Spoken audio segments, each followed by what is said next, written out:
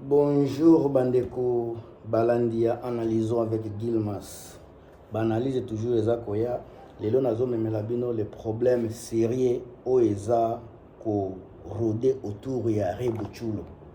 Ezana batu bazo beta kaka masolo likolo sa kokota na profondeur koyeba nini ezoleka pourquoi Rebo akomi na niveau wana.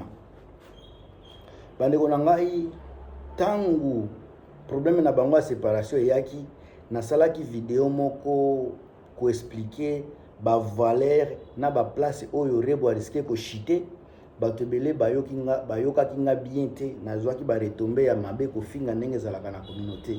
Mais je ne me suis jamais arrêté ya kobimisa ba vérité parce que na yebi vérité wana mutu ko sunga Rebo na bato oyo baza na ba baza na milliers ya musique. Il faut d'abord communauté mobimba to betela ba famille balume maboko. Tous les Congolais oyo azalaki contre makambo ya Inosbi, il faut to betela bango maboko. Pourquoi? Ces hommes-là, Presse Balume, Jizo, Achille Balume, Inosbi bango tout quatre ba jeunes wana, ils aussi ya ko contenir ba salité ya ser na biso Rebuchulo. Rebuchulo na comportement na ye, na mabe na ye, na bolamu na ye, totikala jamais koyoka salité eza kobima kuna ki asala kiboye. Inosbi na age na ye, toyoka na ba réseaux sociaux awa, Rebuchulo azoela ki mbeli. Ko simbela mutu mbeli na tangu ya kanda eza na signe ko lingi oboma ye, olingi soit ko tuba ye na mbeli. Mais makambo wana totikala jamais koyoka yango ta baseri bazalaki ensemble. Ces hommes-là, ces gens-là, ba jeunes wana, ils aussi assumé ya ko protéger comportement nyonso ya Rebuchulo. Il ne fallait pas comportement wana ebima libanda bazwango ba sala nango ba émission ba latisa par exemple kombo ya Inosbi ba désordre. Ils aussi consumé ko protéger makambo wana. Alors big up na makam na ba famille Balume. Eloko ami balavana kota mutu nyonso afingaki Inosbi pour rien. Il faut banda kokende ko senga ye pardon. Parce que lelo sikabokomi komona présence importante ya Inosbi na vie ya Rebo. Rebo tango azalaki pembeni ya Inosbi, Inosbi asungaki ye comme mobali, comme mari, comme épouse na ye, comme maman ya mwana na ye. Donc protéger qui peut carrière na ye. Imaginez-vous mutu obali mutu ozako assurer logement na ye, carrière artistiquement ozako assurer studio, banzembu, ba enregistrement, banini, ba clip, makambo wana nyonso azako zwango ya ofele parce que aza mwasi ya mi artiste. Balume ezala Achille, ezala Jizo, ezala Prince, bato wana bazalaki ko assumer ba dépasse ezali kokota wana ya gratuit. Soki ezalaki musicien mususu nde babandaki kofuta bango, mais comme aza mwasi ya leki na bango bazalaki obligé ya ko assumer ba makambo wana oyo Rebuchulo azali ko ignorer, azali ko mona grandeur na ngote. Sika lelo Rebo depuis bakabwani koyoka ita akomi ko betisa bato likolo ya $50. $50 bandeko bato zokene na makambo ebele tokota na signe na kaze wana bazolobela $50. Tango azalaki na Inosbi totikala jamais koyoka makambo wana, jamais. Mais lelo ekomi makambo ya $50. Rebo akomi ko beta $50. Toyebi bien que ko séparation na bango nungu ezalaki ya bato moko boye ba ministre bazaki déjà ko sala ba attaque ko attaquer ko linga nini Rebuchulo pe azalaki déjà na tendance ya infidélité na foyer. Bitumba so moi c'est comme ko bundiso tout le temps pour rien. Akomi ko manquer yo respect yebaki akomi ko pesa respect na mutu mususu ndenge bakoko balobaka. Soki azalaki kopesa yo respect makambo nyonso ezalaki bien, soudainement akomi ko changer, akomi ko pesa bato misusu ba respect automatiquement respect wana ezokende nzela mususu eza no mutu mususu oyo aza kopesa ye respect. Sika tango Rebo azomona ministre aza na bambongo aza boyi mais Rebo azobosana ki soki bazuye akozala chiza akozala deuxième bureau aza kobosana makambo wana mais a préféré kobebisa foyer oyo ba matisi ye ba protéger basali makambo wana nyonso. Rebo a ignoré makambo wana pona ba aventure ya libanda. Conséquence de mona ki déjà ezalaki makambo ba bar ko kendeke ba club ko sala ka ba makambo oyo azalaki ko sala te pona ko prouver ki a komi libre. Biso nyonso toyebi ke liberté eza koloba te ke obanda ko sala ba n'importe quoi pona ko lakisa ke oza bien. Eza na makambo mutu ye moko a se privaka ko sala pona ko garder dignité.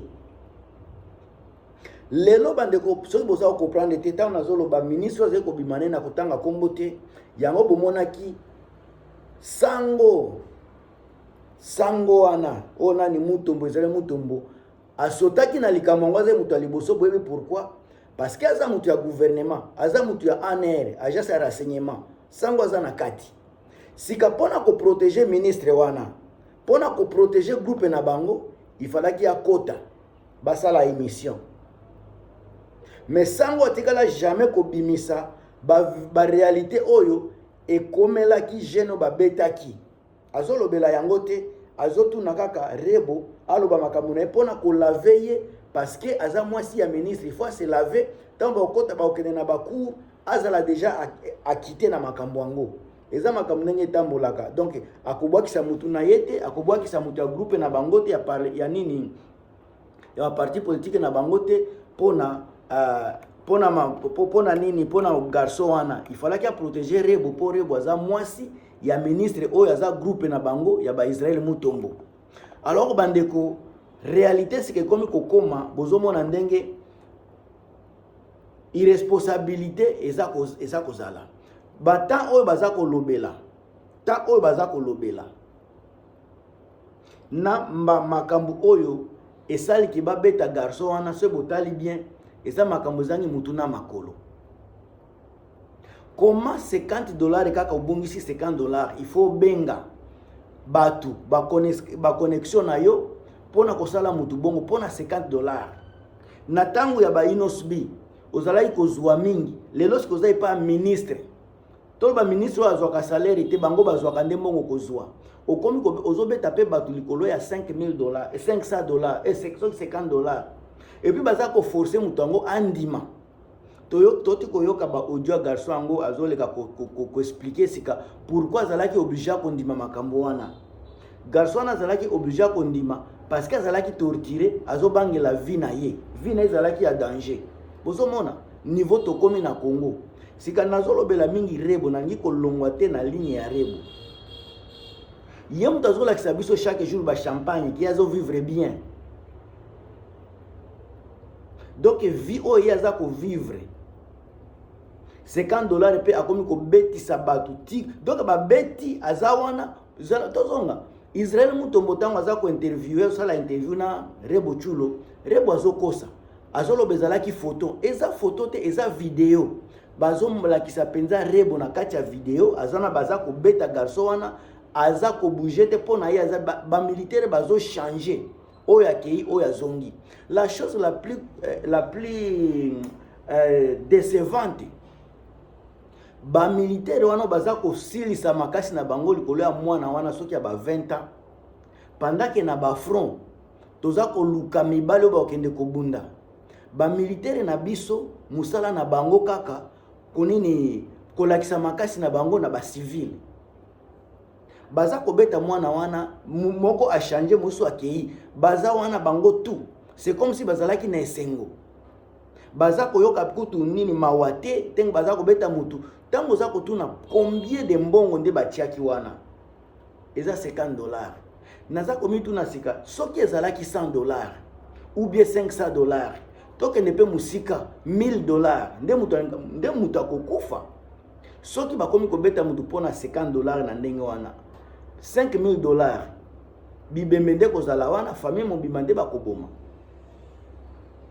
sika oyo eza makambo totali kaka boye eza combien oyo tomona kate eza combien d'émissions et banini combien de banini ya harcèlement oyo eza koleka oyo tomonaka te. Est-ce que oyo eza mbala ya liboso Rebo asala makambo oyo? Est-ce que oyo eza mbala ya liboso Rebo abetisa bato?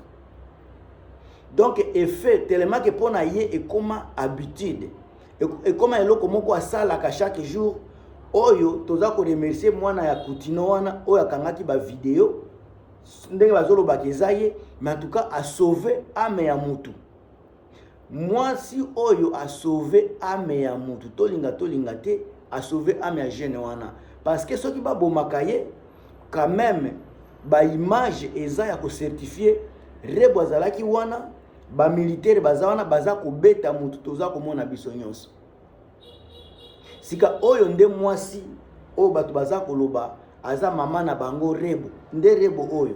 Rebo sika bota la comparaison Rebo ya Inosbi na Rebo ya ministre.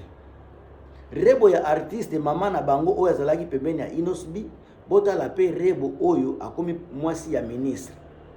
Mawa pena. Ona lobaki te nga na pesi po devina ngai.